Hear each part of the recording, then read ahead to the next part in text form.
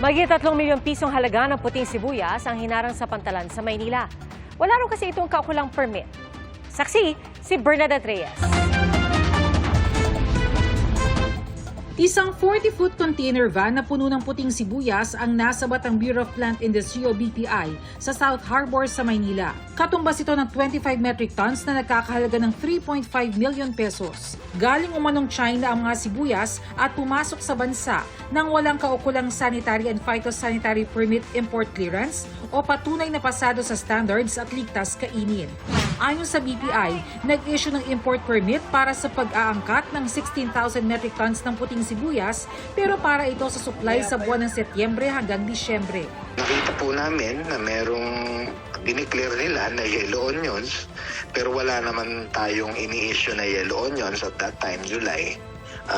So, nireport agad ho namin. Ito po ay ating inalerto sa Bureau of Customs at agad silang nag-issue ng hold order. Ayon sa Bureau of Plant Industry, magsisimula muli ang harvest season sa sibuyas pagdating ng Enero, kaya naman sasapat lang daw ang inaangkat na 16,000 metric tons ng puting sibuyas ngayong darating na holiday season. Sabi ng tinderang si Myla, malaking tulong na may supply ng sibuyas para hindi sumipa ang presyo. Dati po kasi ang mahal ng sibuyas eh.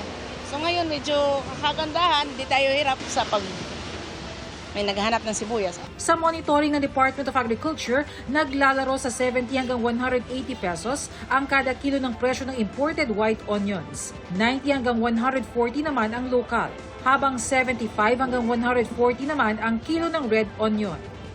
Holiday season nga, ang tendency is tumadagdag yung presyo. Tinututukan din namin na talagang may supply, so hindi sila pwedeng magtaas o mag-spike agad ng presyo. Para sa GMA Integrated News, Bernadette Reyes ang inyong saksi.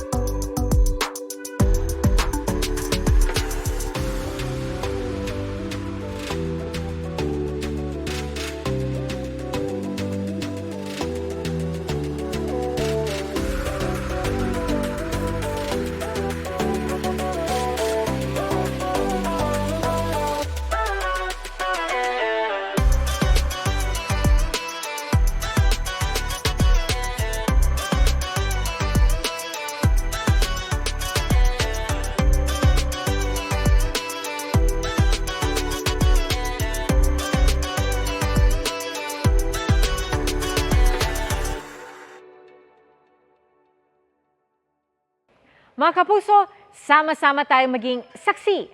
Mag-subscribe sa GMA Integrated News sa YouTube at para sa mga kapuso abroad, samahan niyo kami sa GMA Pinoy TV at sa www.gmanews.tv.